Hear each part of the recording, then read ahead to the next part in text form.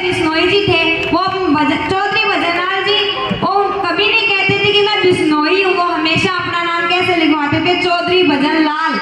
लेकिन कुलदीप बिश्नोई जी है, वो पूरे विश्व में ये कहते फिरते हैं कि मैं बिश्नोई हूँ, बिश्नोई। बिश्नोई का मतलब क्या है? जम्बेश्वर भगवान जी के उन्होंने 29 नियम का पालन किया है क्या?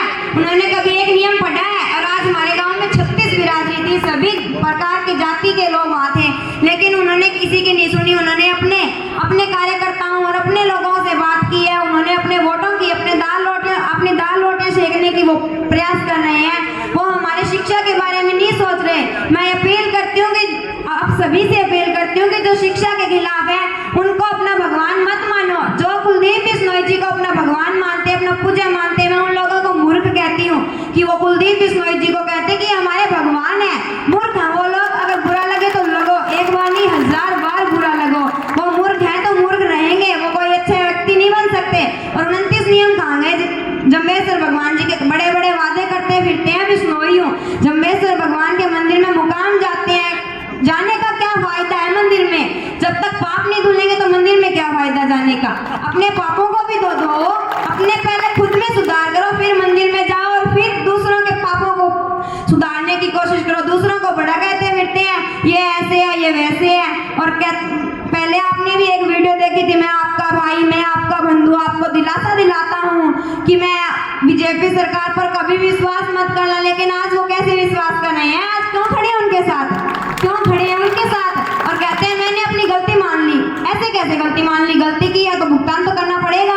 गलती ऐसे मानने से तो मैं भी कह दूंगी कि मैंने तो उस आदमी को मार दिया था, फलाना कर दिया था, ढीगड़ा कर दिया था, और आज मैं माफी मांगती हूँ, जेलर साहब मुझे छोड़ दो। ऐसे गलती मानने से कोई जेलर साहब छोड़ थोड़ी नहीं देगा।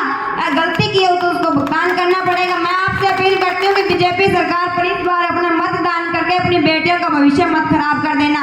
प्लीज आपसे हाथ जोड़कर रिक्वेस्ट है कि अपनी बेटियों का भविष्य मत बर्बाद कर देना। अगर आपने बीजेपी सरकार को इस बार वोट डाल दिया ना तो आपकी बेटियों की लाइफ बर्बाद हो जाएगी। अपनी बेटियों को अगर आप बनाना चाहते हो, अपनी बेटियों का भविष्य देखना, भारत देश का भविष्य देखना चाहते हो तो भाजपा सरकार पर अपना मत डालकर आपके पास हथियार है वोट, और वोट आप अगर गलत डाल दिया तो आप अपनी बेटियों का भविष्य खराब कर दोगे। बेटियों का भविष्य बचाना चाहते हो तो कांग्रेस पार्टी को भी चुन सकते हो, क्योंकि हुड्डा सरकार जी का पहले बहुत विकास हुआ। इन्होंने बहुत सारे कॉलेज बनवाए हैं, बुढ़ापा पेंशन भी बढ़वाई है, इन्होंने बहुत सारे इनके वो काम किए हुए हैं। उनको पीछे वाले कामों को भी याद करो। ये सरकार, ऐसी सरकार, खट्टर सरकार, बीजेपी जेजेपी सरकार, खट्टर दुष्यंत सरकार, 8.5 साल जिस सरकार को हो गए, जिस सरकार के कार्यकाल में हरियाणा देश में सबसे बड़ा बेरोजगार प्रदेश बन गया, बेरोजगारी में नंबर 1, अर्थव्यवस्था चौपट हो गई, विकास ठप हो गया। गांव से लेकर शहर तक, किसी गांव में, किसी शहर में कोई बड़ी परियोजना, छोटी परियोजना, विकास की जो चमक होती थी हरियाणा में, देश में विकास में हम नंबर 1 थे।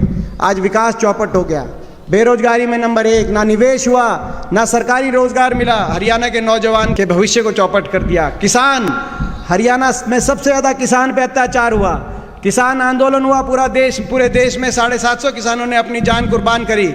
लेकिन किसी और प्रदेश में किसान पे ना लाठीचार्ज हुआ, ना आंसू गैस के गोले दागे गए, ना पानी की बौछारों के निशाने पे इस किसान को लिया गया। अगर अत्याचार हुआ और किसान का मजाक बनाया गया, किसान की कुर्बानी का मजाक बनाया गया, तो हरियाणा के अंदर बनाया गया।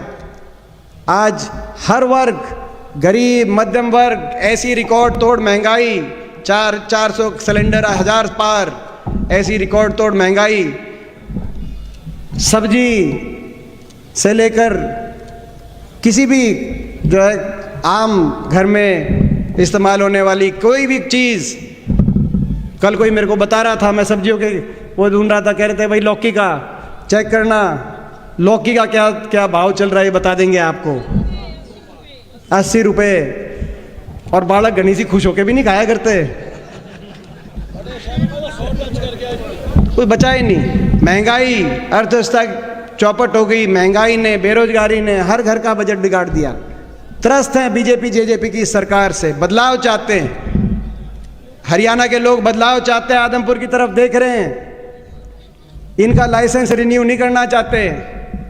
ठीक कह रहा हूं ना, गलत तो नहीं कह रहा? इनको बदलाव चाहते हैं।